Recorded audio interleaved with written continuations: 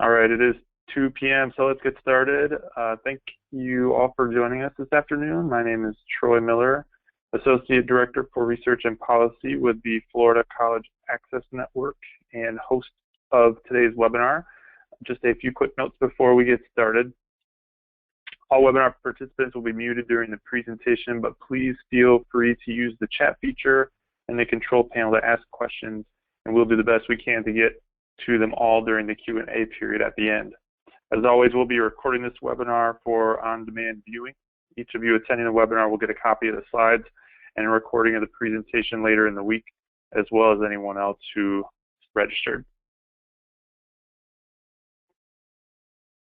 The topic today is how partnerships can boost degrees in high-demand fields, which is the third in our webinar series on connecting education and jobs in Florida. Before we get started, I want to thank everyone who registered. Those who registered and are in attendance today represent K-12, higher ed, nonprofit organizations, philanthropy, government agencies, and the business community from all across our state. We also have some of our national partners joining us today as well, so welcome everyone. For those of you not familiar with Florida Can, our organization was created from a cross-sector alliance of national, state, and local stakeholders of higher education to help build communities' capacity to increase their students' post-secondary and economic opportunities. In doing so, our mission is to create and strengthen a statewide network that catalyzes and supports communities to improve college and career readiness, access, and completion for all students, primarily by establishing local hubs to support this work, which we refer to as local college access networks, or LCANs. LCANs in Florida currently represent 23 counties, which serve about half of our state's student population.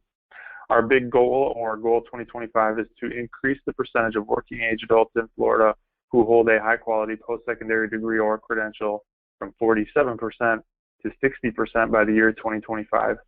According to a labor economist, the 60% threshold is an important one to meet, as workforce projections show this is the percent of future jobs which will require some form of post-secondary education or training.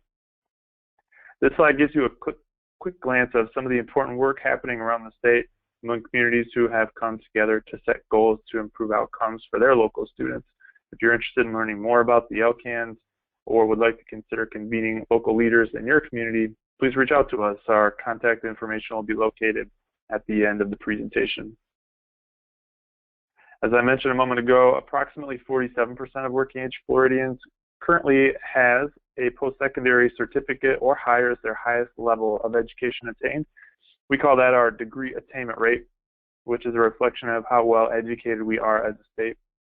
The black line on the graph shows our current and projected, shows our current degree attainment rate based on our state's historical performance, which falls short of our 60% goal shown on the slide in red if our modest increases hold steady.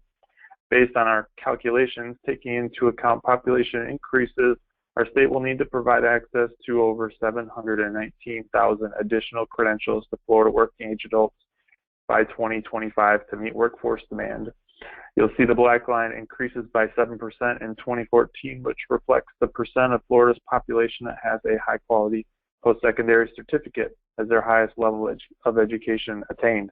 The estimate provided by the Lumina Foundation and the Georgetown University Center on Education and the Workforce are an important step in acknowledging the important work that many of our state's two-year and technical colleges do in providing students access to workforce credentials that can lead to good jobs and opportunities to further their education. One of our strategies for boosting post-secondary attainment in Florida is through our data research and policy work. Helping our partners increase their knowledge base and provide answers to questions with research and data is critical to our mission in helping students succeed. One of the most frequently asked questions we get asked is, what do you mean by college and why is it so important? What we mean by college is any education or training offered beyond high school, which includes degrees and certificates and other workforce credentials that offer value in the workplace, such as apprenticeships, industry certifications, and other licensures. Back to one of our other frequently asked questions, why is college so important? Research tells us there are many benefits to furthering your education, including behaviors associated with a healthier lifestyle, lower crime rates, higher levels of volunteerism, and civic engagement. Now, these are all great benefits, but among the top reasons why people choose to go to college is to get a job and increase one's earning potential. According to the Florida Department of Economic Opportunity, the fastest growing jobs in Florida are those which require education beyond high school.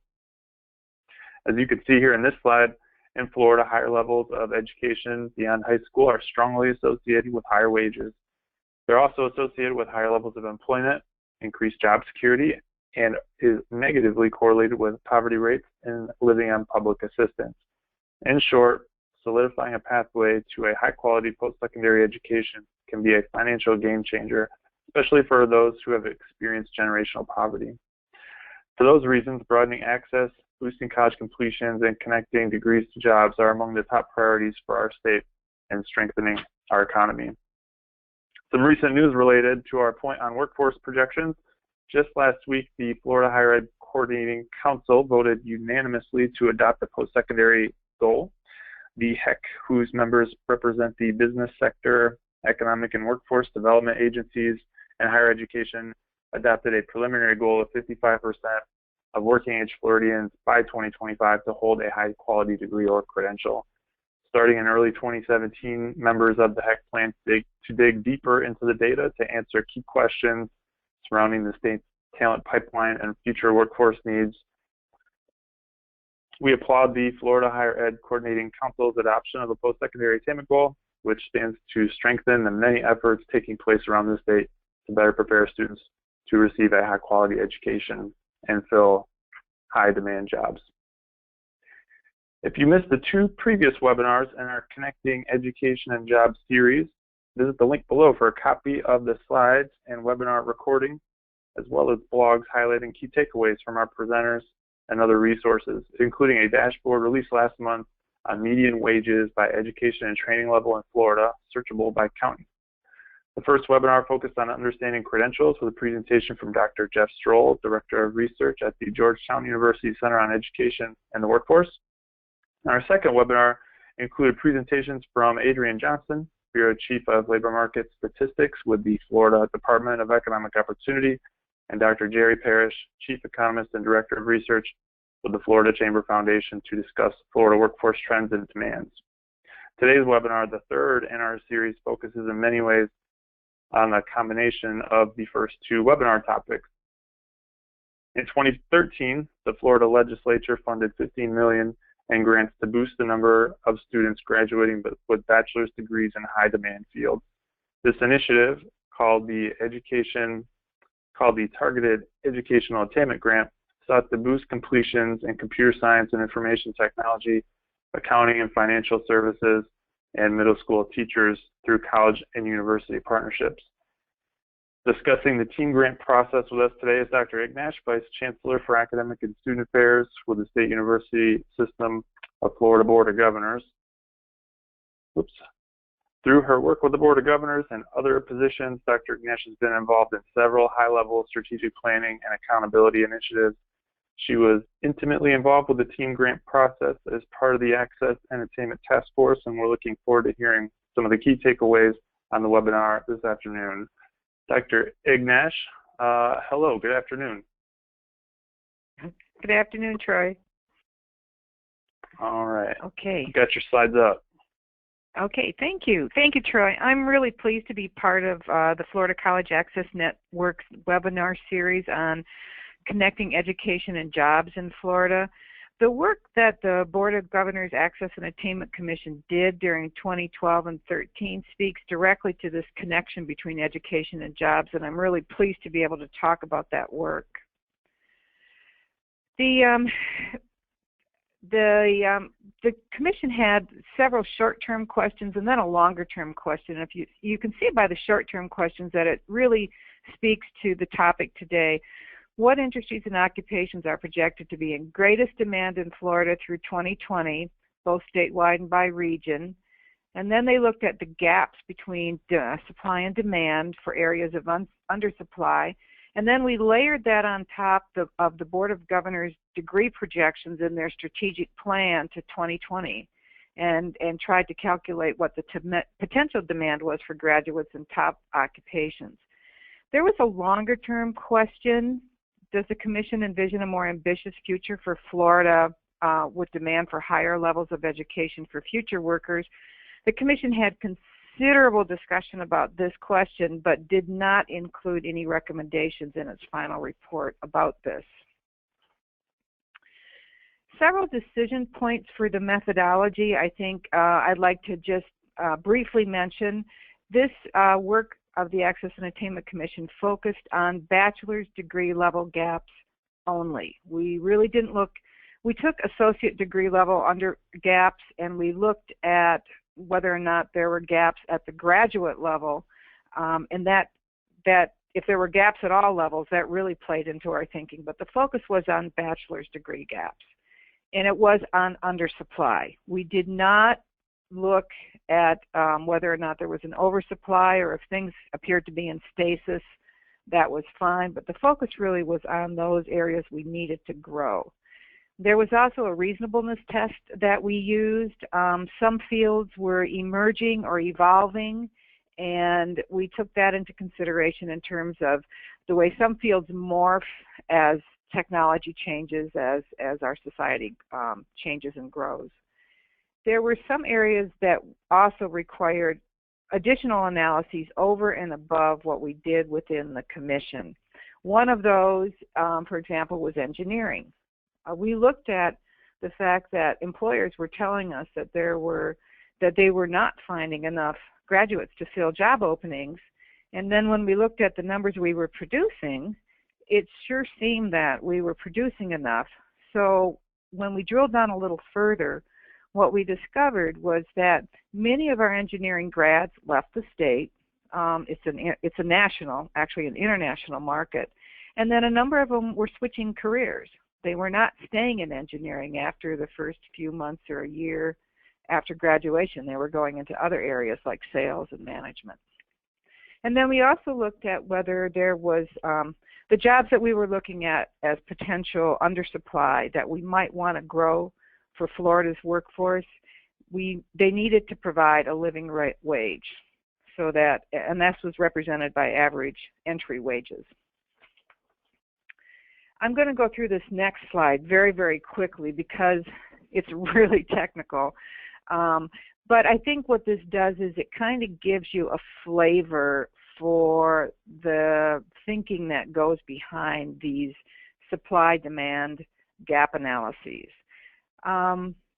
In many fields, there is a one-to-one correspondence between the occupation and the occupational codes as represented by the standard occupational classification system that's run by the U.S. Department of Labor, and the education codes, which is run by the U.S. Department of Education and uses a whole different set of numbers. Those are called CIP codes, CIP, Classification of Instructional Programs. And as you can imagine, the beauty is in trying to match occupation codes with very different educational major codes and to try to line everything up. Sometimes there's a one-to-one correspondence, as in nursing. For example, the nursing occupation codes feed very nicely into the nursing education codes and vice versa. Sometimes there's a relationship that's sort of one to a few, as in accounting. You can have accounting majors go into a number of different occupations. And then there's this one I have up on the screen, which is one to many. If you look at the blue box on the left, it says CIP 11.0101, Computer and Information Studies. And that's a major. And if you look at that blue arrow over on the right, that major can go into 7 different occupations, from computer science teacher to computer information scientist to a systems analyst to a database administrator. So these are all occupations that one major can feed into.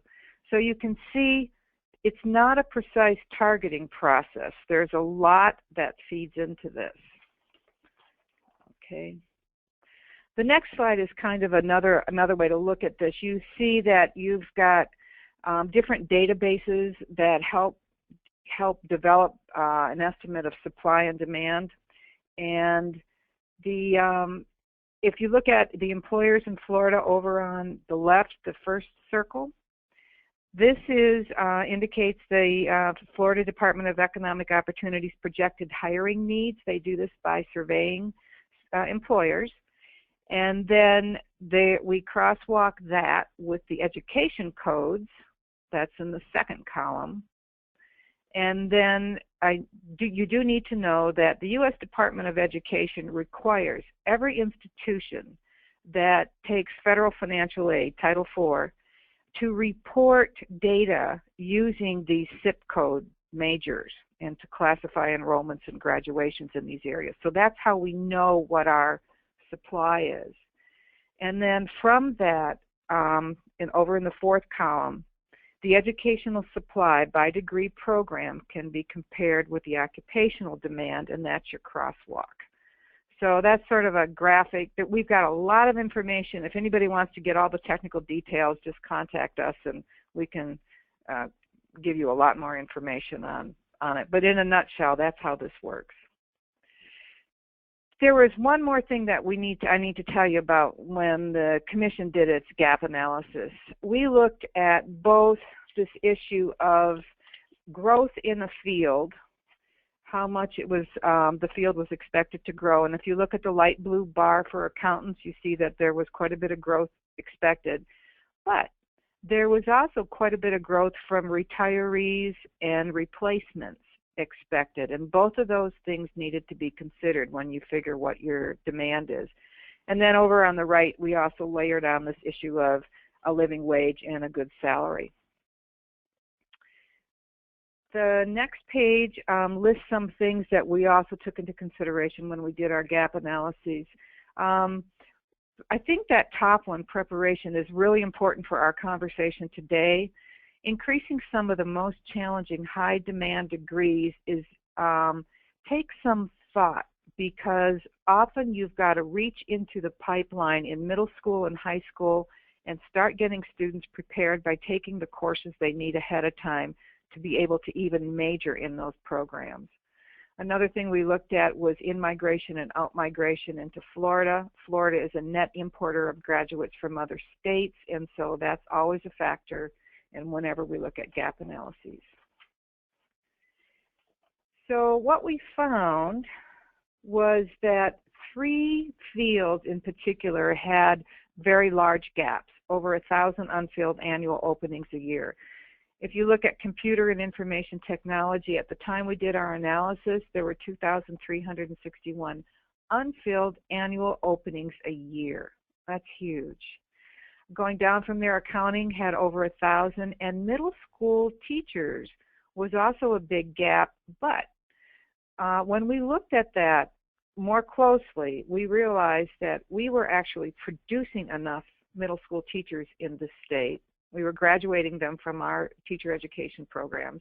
The problem was we weren't retaining them. They were the attrition rates for middle school teachers is quite high. In some rural areas it was very high, and it was really difficult for schools to retain teachers. So that was a real problem.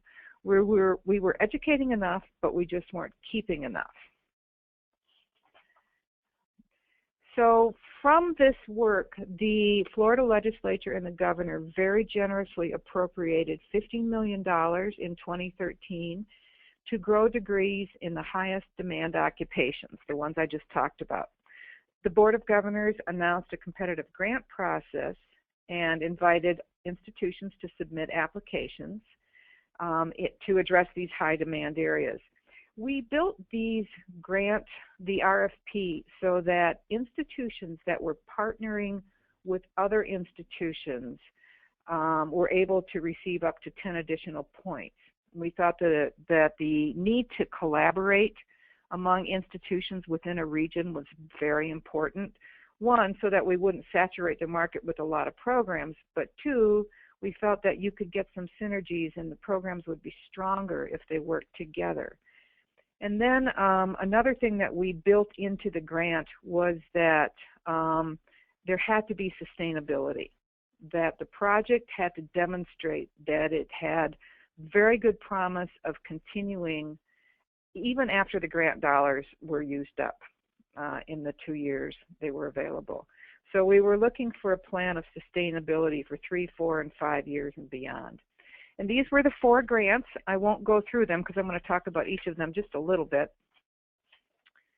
And moving on to the next slide, this is the first of the team grants that I'm going to mention. It's the Capture Grant. It's between FAU, Palm Beach State College, and Broward College. It's the only grant award of the 4 that is between a state college, 2 state colleges, and a state university. As you can see from the graph, the grant is currently doing a good job of ramping up both enrollments and degrees completed in computer and information technology. And I should tell you this too, as part of the RFP, we built in this evaluation component so that institutions knew exactly what they were going to be evaluated on. We asked them, tell us how many graduates you're producing now and what your enrollments are. Tell us how much you think you're gonna be able to produce if you don't get any additional grant dollars, if you just keep doing what you're doing. And then tell us how much more you think you're going to be able to produce with the additional dollars. And so that's what you see in this chart. The projected, the green line on the, usually that's on the bottom, is what the institutions projected they would produce in enrollments and completions with no additional funding. Then the red line is what they told us in their RFP, in their proposal, that they would produce with the additional dollars. And then the black line is the actual. As you can see, the Capture Project institutions are right on track in enrolling and producing the students they said they would. They're actually exceeding enrollment by about 12 students and completion by about 5. So they're almost on a perfect trajectory. The next project I'm not going to talk about very much because Dr. Bassiuni, our next speaker, will be providing information about this particular project, which is between three of our universities. They're a little bit off below where they said they would be in terms of enrollments and completions at this point, but they are monitoring it carefully, and we expect there's still a few more years that we'll be monitoring this, so we expect them to be on target soon. The next grant is the FITC Alliance between FSU and Florida A&M. This one is entitled Expanding North Florida's IT Career Pathways, and it's a partnership between FSU and Florida A&M to increase the number of bachelor's degrees in computer and information tech. This project is doing quite well. Their enrollments are 129 students above the number of students the 2 universities expected to enroll with the additional dollars, and they've graduated a few more students than they expected also at this time. The 4th grant, the ACCT project, which is also between USF, UCF, and FIU, is not on target at this time, but they have recently revised this and looked at it again and have recommitted to being on track. FIU has been, of the 3 institutions, FIU has been meeting its enrollment and completion targets, but the other 2 institutions underwent a curriculum redesign at exactly the same time that the grant began, and that ended up having a restricting effect upon enrollments in accounting.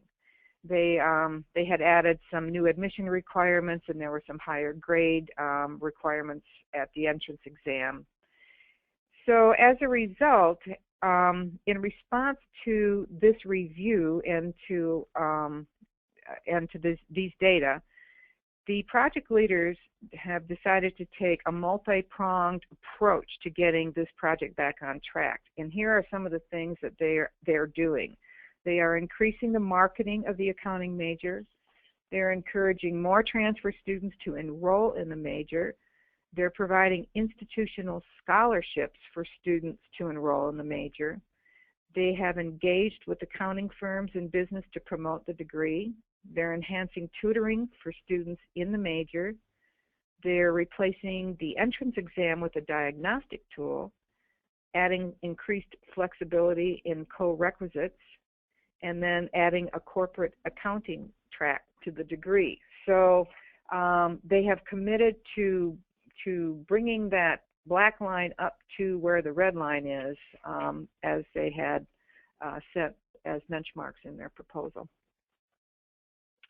Next, I'd like to talk a little bit about some overall evaluation for the total team grant project.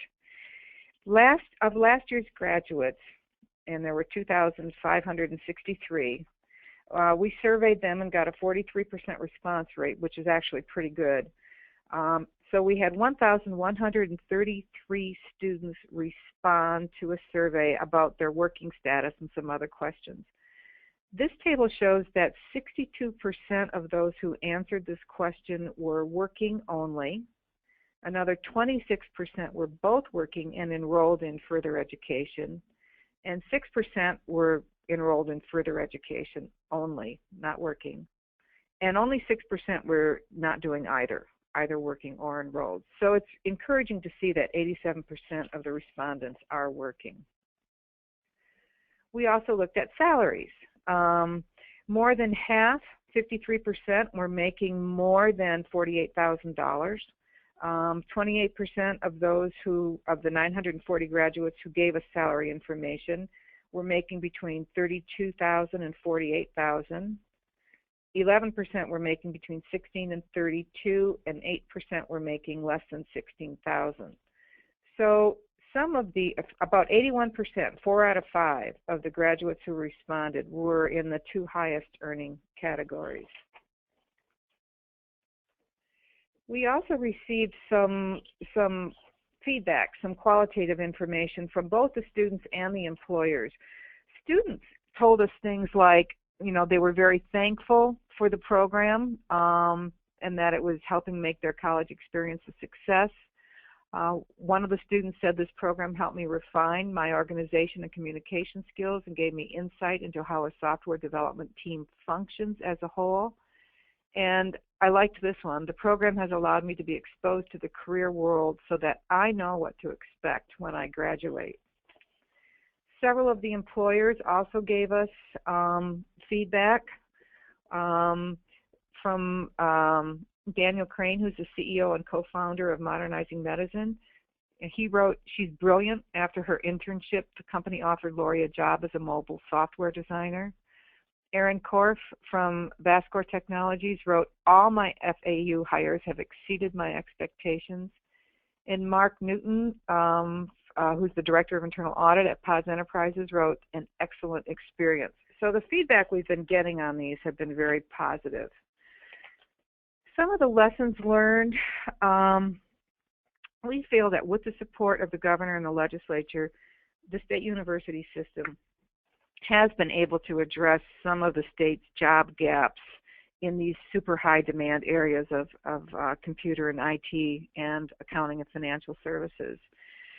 The total teen grant enrollments in 2014-15 were 733 more than even what they had, than historical projections, and 53 more than what institutions had even told us they would expect with the additional grant dollars. So in total, we're on target, and actually a little bit ahead of that. A couple of lessons I think that we learned when we developed the team grants was that it really helps to promote collaboration within a region if you build that criteria into the RFP process like we did. We feel we've got good collaboration. And a second lesson that we learned is that it's extremely important to set up your evaluation standards by which you're going to measure success. Do that up front, put it right into the RFP so that institutions know what they're going to be measured on, and I think this has worked for us very well. We've still got a ways to go, but with gaps this large, you don't fill them overnight. So we feel that the achievement made through the team grants is a good example of how higher ed can work with all of its stakeholders to better align degrees with jobs. Thank you, Troy. All right, thank you, Dr. Ignash. Next is a presentation from the perspective of a recipient of the team grant. On the webinar invite, you likely noticed Dr. Michael Georgiopoulos on the agenda. He was unfortunately unable to join us this afternoon due to unexpected circumstances taking his place. This afternoon is Dr. Mostafa Bassioni, professor at the University of Central Florida and director of the CSIT Team Grant Consortium, which he is going to discuss in more detail in just a bit. Good afternoon, Dr. Bassioni. Thank you for joining us. Give me just a moment while I switch the controls over to you. Okay, thank you. Is that clear now? Yeah, we can see your third slide there, it looks like. Okay, good afternoon. I'm presenting on behalf of Dr. Michael Georgiopoulos, the Dean of the College of Engineering and Computer Science at UCF, and the lead PI of the team grant. As Troy introduced me, I am Mostafa Bassioni, Professor of Computer Science, but I'm also the Project Director of the team grant. The first slide just talks about what Dr. Ignash mentioned. $15 million. We received the highest amount, 4.9, and we promised to, at the end of the 5 years, to increase our upper enrollment by 70% and to increase the number of degrees by 67%. And the three institutions are UCF, the lead, FIU, and USF. And this slide just talks about how large the three combined universities are in the state of Florida. They produce a lot of degrees and confer something like 60% of the jobs and 70% in the IT. We are collaborating on different fronts. These are the 7 activities of collaboration that we mentioned in the proposal. I'll talk about some of them, but not all of them. But most of them are to enhance the experience of learning for our students and encourage them to graduate and also get good jobs. So this is a summary of the team evaluation and at the end of first year. And at that year, we were above the expected number of degrees. But we have other activities besides just the numbers because we enhance the students' experience. One thing that we did is we did share academic online courses, and that's a huge effort that we made in order to allow student at UCF, for example, to take a good course at FIU, and it will be counted. The evaluation from the BOG reviewers gave us terrific best practice for that, saying that this is a virtual super university. Making this happen across the institution is phenomenal. We also received terrific best practice for another facility that we built from scratch. It's called Internship Portal, and it provides the students a way to get internship. I'll talk about that, but we received terrific best practice. Also, we received terrific best practice evaluation for our effort to recruit students from high schools and to our majors. So our grant impacts these. You see the slides, some of the factors or metrics used in the Florida performance. We impact all of them positively. And here is a summary about the completer employer. So Dr. Ignash mentioned some statistics about the completer surveys that we do. And you can see in our case, 82% of our students are employed full-time, and pursue higher education, master or PhD. Combined together, 87% of our students are full employed or enrolled. Then this is an important bullet that I'm pointing to. We in the survey, we found that 75% of our graduates do work in Florida. And this is not, you know, a trivial situation, because we know in computer science, most students are attracted to high salaries in Silicon Valley. We are actually having a lot of our students go to Microsoft and Amazon and other things in California. So having 75% is not bad at all. Then in our case, 70% of our students receive higher than salary of 48,000. So we are actually probably higher than the other grants in that amount. And then the next is a summary. The next slide is a summary about where we are now. This shows you the number of degrees. I should mention that our grant, we are dealing with a large number of students. We have 11 programs to deal with in the 3 universities, because we are dealing with computer science, computer engineering, information technology, and management information systems. So in the college, and at USF, for example, we have to deal with 3 colleges: College of Engineering, College of Business because of MIS, but also within information. We have information technology belonging to engineering, and we have information studies belonging to College of Arts and Science. And to scale and do well is not an easy thing across these 11 programs. Even to collect for the report is a task by itself. But we are doing well. This shows to you that at the end of the 2 year, we have increased the number of degrees 18% compared to the projected number. We are less by only 2%, but we are taking steps to improve that. I'm not putting the number of upper enrollments, but for the upper enrollments, we are less by 5%, more or less, or 6%, and we are hoping to improve. We are taking measures to improve that. Now let me go over other things beside the performance metrics. First thing I will talk about is the Team Internship Portal, which we built from scratch, and I have supervised that by contacting the 3 software companies in order to build internship. The internship went live on May 1st, and I'm showing you here some of the screenshots.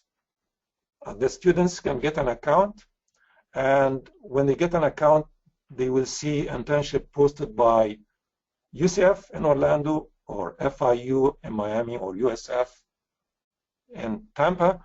And we have done a good amount of work in order to make the format the same. It was not an easy task, but the student can go and create an account.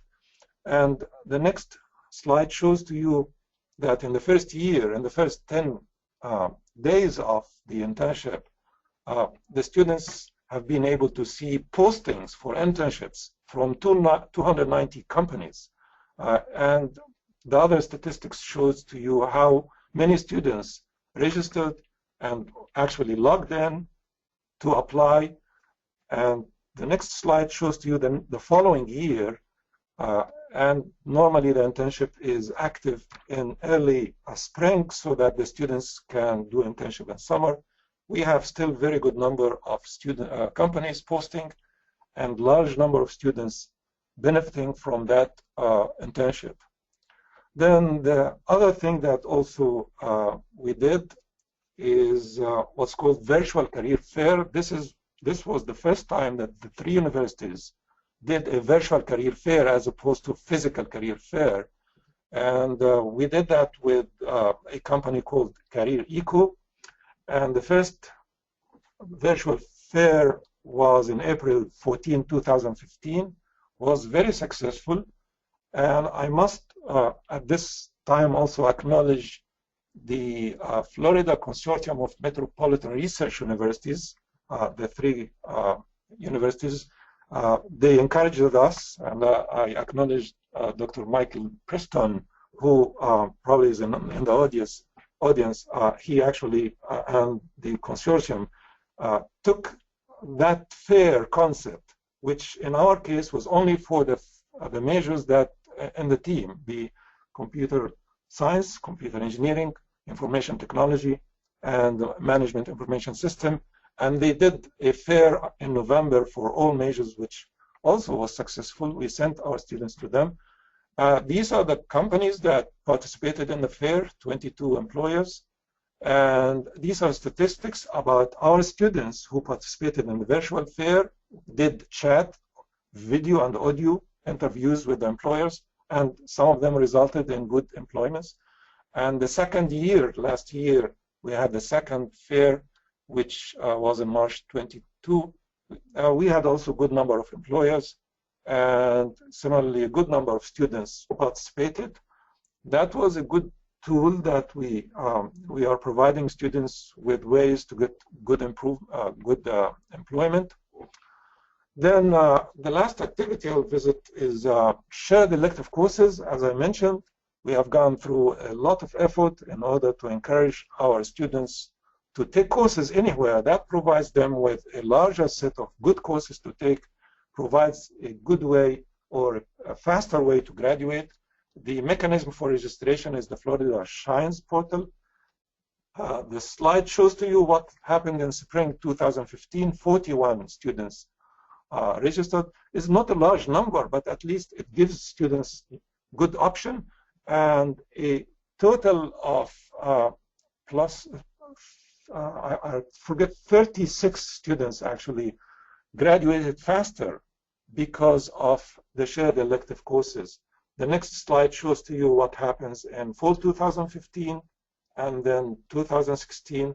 And we are currently offering courses shared elective in fall 2016. And this process will continue for every fall and spring semester. In finishing, I'd like to say something about our success.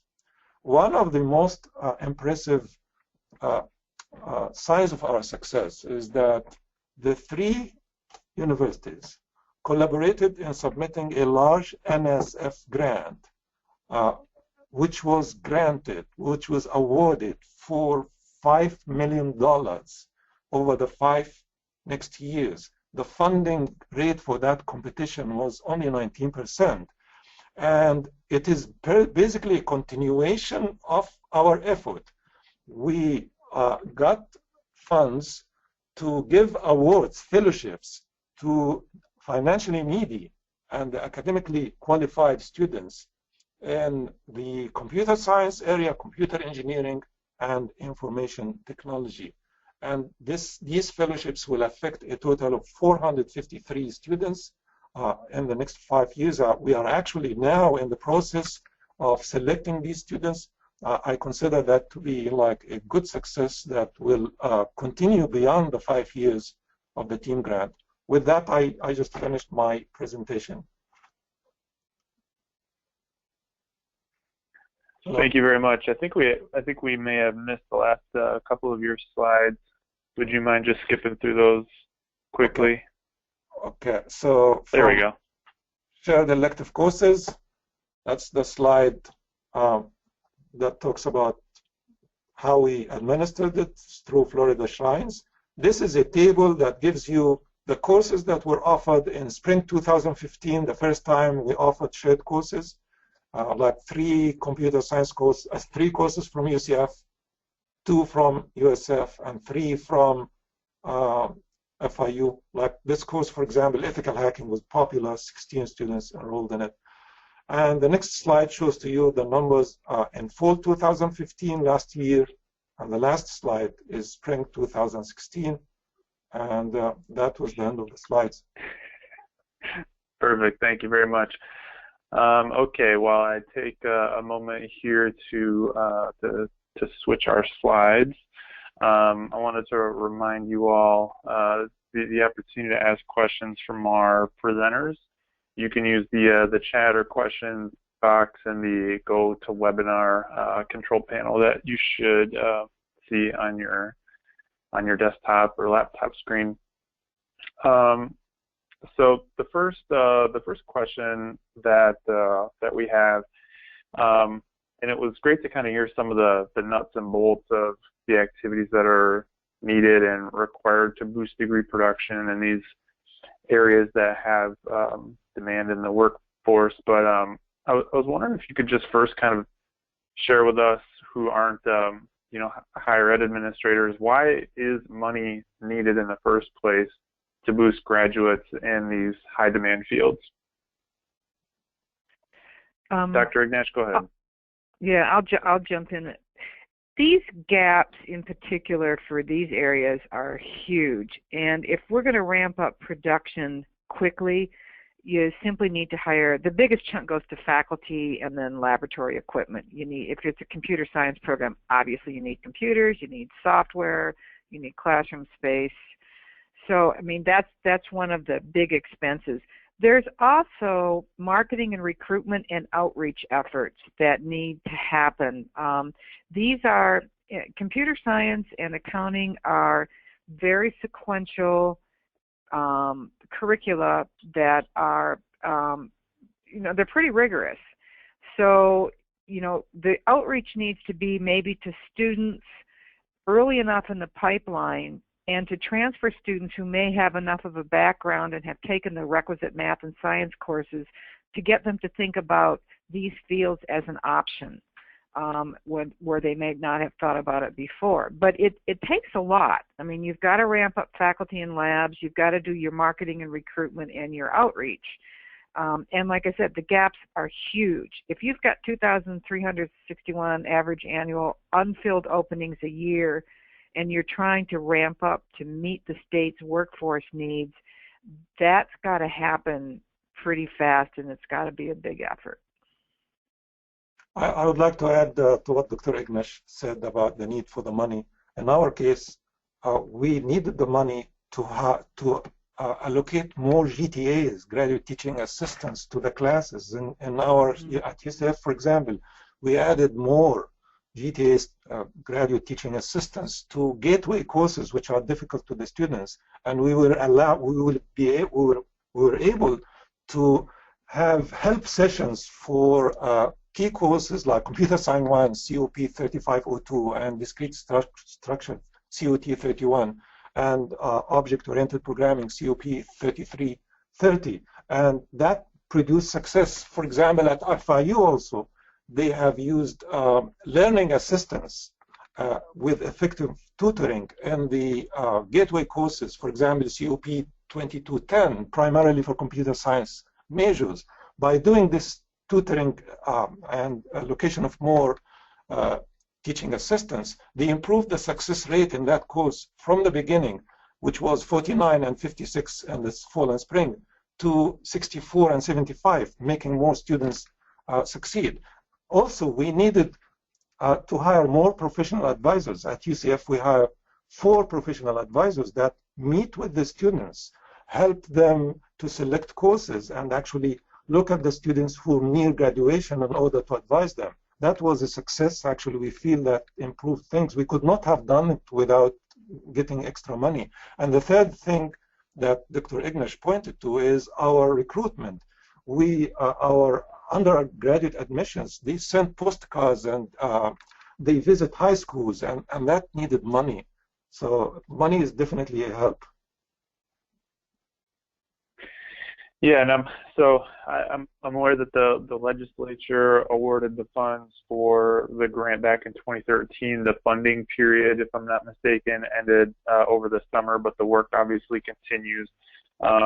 What would be needed to initiate a sort of phase 2 for this kind of initiative, where you know, the lessons learned here could be applied to a similar effort? one of the things we're doing in the Board of Governors office is we are now in the midst of a gap analysis, similar work in STEM fields at both the baccalaureate and the graduate level, and we hope to be able to land that study in about a year or so. As you saw from the information earlier, it's very labor intensive. Our Director of Workforce Education and Economic Development, Emily Sykes, is conducting that study right now. We also just finished last year a gap analysis in health fields where we identified, looking in the future, what the workforce gaps were going to be in nursing, graduate medical residencies. We also put a couple of occupations on the watch list. So in terms of phase 2, one of the things we're doing in our office is trying to be proactive in determining where are these future gaps in the supply of graduates for Florida's workforce needs going to be. And having that information ahead of time, I think, is extremely helpful. We've learned how to do this. It's not easy. And then turning our attention to other fields, I think, helps give us a heads up on where institutions ought to be growing future programs. We've got another question, Dr. Bassioni. I'll let you take this one first, and Dr. Ignash, if you have anything to add, I'll let you go ahead. Obviously, these grants represent a tremendous undertaking, and I'm really kind of interested in what the lessons have been learned that can be applied to the way that we undertake career advising to students, and that's both in terms of K-12 and higher ed. Okay. First thing is we need to start early to high schools and even middle schools. And one lesson we learned here is that we have a very good programming team. Team programming is called the ACM Team Programming here at UCF, and they organize competition for high schools.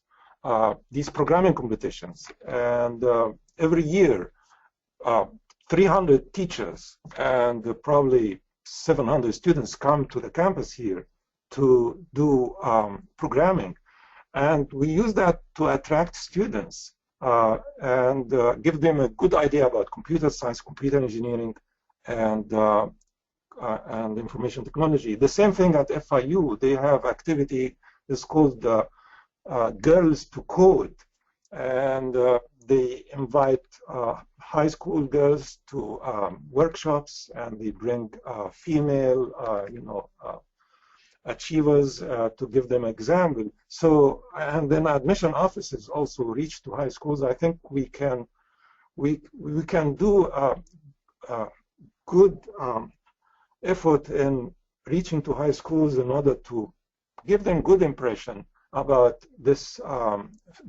fields: information technology, computer science, computer engineering, and that's my advice of how we should do. I let Dr. Ignash, Dr. Ignash, anything to add? No, not really. Our career centers on campuses have really, most of them have a multitude of services in which they reach out to students and provide career advising. And I think and so I don't really have anything to add other than to say that, right now on campuses, every single one of our 12 campuses has, especially in the last couple of years, ramped up, in many cases, their career advising to students and trying to connect students to jobs. So I appreciate the point that Dr. Bassioni made, and I think it's an important one to help put things into perspective, which is, the marketing and communication effort is something that requires a lot of thought and creativity.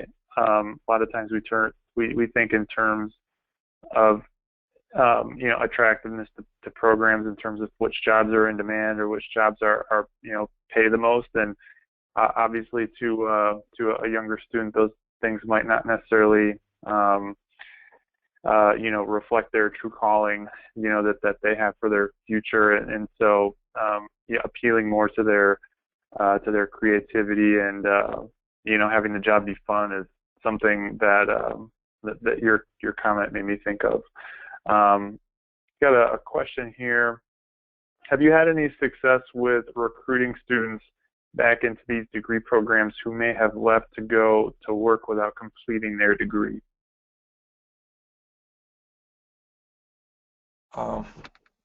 Say that question again. Students who dropped. So any success with recruiting students who may have started one of these degree programs and then left the institution without finishing their degree? I think we're reaching to all students. Probably our focus here is to see the new students coming from high school and from the transfer students. This is a large pool that probably consumes our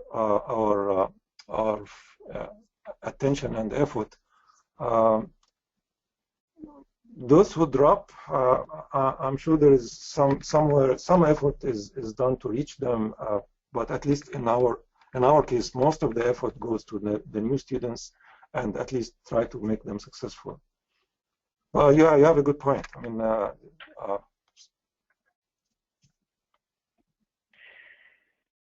these programs, are highly sequenced, and so if students, stop out, sometimes it's tough to get back on track because you've got to pick up, the next course in the sequence.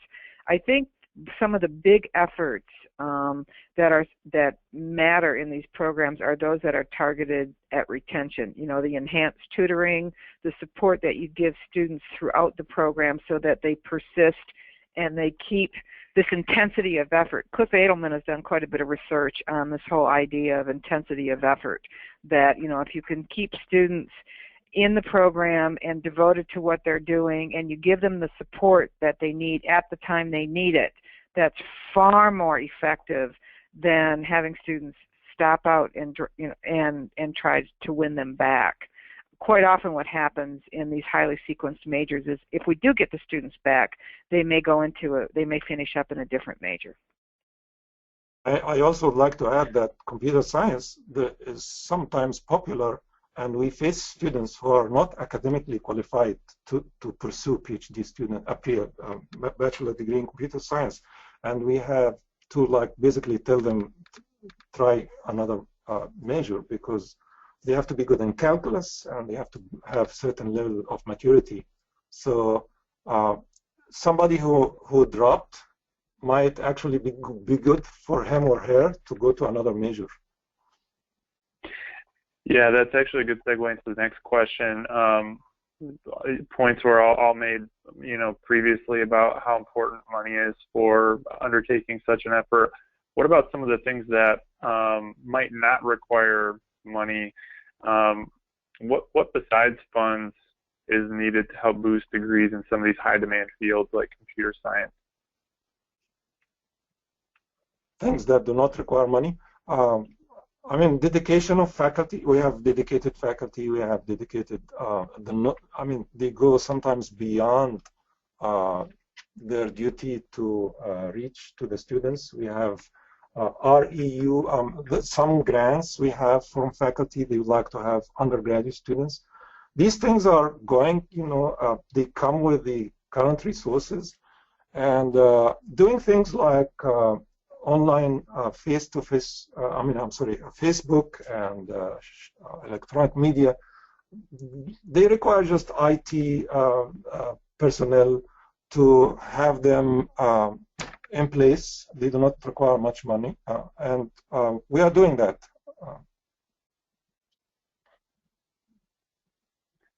Dr. Ignash, anything to add? So the question has to do with getting students interested in the field in the first place, right? Well, just did I catch that? In general, just activities in general that don't require funds to help boost degree production in these high demand fields. Yeah. So, I think, one example may have been like the academic preparation in K through 12. Right. I think Dr. Bassioni hit the nail on the head when he talked about, this active learning engagement. I mean, one of the things I think, when we looked at engineering students who graduated and who switched careers, we don't have a lot of data to back this up, but one of the conjectures was that students in some of these degree programs, especially when they get into junior, senior year, and they can do projects, and they're doing applied learning, and they're engaged in doing teamwork. They're even engaged in some interdisciplinary sorts of project work. That is intensely interesting to students. And once you get to that point, usually, they're loving being in their major. And sometimes when you get out into your first job in the field, you don't always get to do the most interesting things. Sometimes the work is a little more routine at first. And that was our conjecture for perhaps why students were switching careers. Be that as it may, I think the way that some of the lessons learned in terms of engaging students early in the program, involving them in active learning and applied projects, it has to do with the way we teach, which may not require a lot of money per se, but it does require time and effort of the faculty to be able to redesign their curriculum. I know I did that when I was faculty. It's a big effort. It's very time consuming, but there can also be some very nice rewards in terms of student retention and satisfaction. All right, perfect. That wraps up our Q&A period. Looks like we wrapped up with a couple minutes over time, so a couple of bonus minutes for you all this afternoon. Just a quick reminder: the webinar is recorded, so you'll all get recording and slides. We will email those to you all and email that later in the week. And if you want to see some of our previous webinars, we have an archive that you can view by using either one of those links below. Save the date for our 2017 Florida College Access and Success Summit, which is our annual event that celebrates the work happening all across Florida to increase post-secondary and economic opportunities for students. The website and registration information will be available sometime soon after the first of the year. And don't forget to visit our website to check out future releases, newsletters, and webinar announcements. A big thanks goes to Dr. Bassioni and Dr. Ignash for sharing all the great information and insights this afternoon. And thank you to all of you who are listening in today on the webinar. Please enjoy the rest of your day.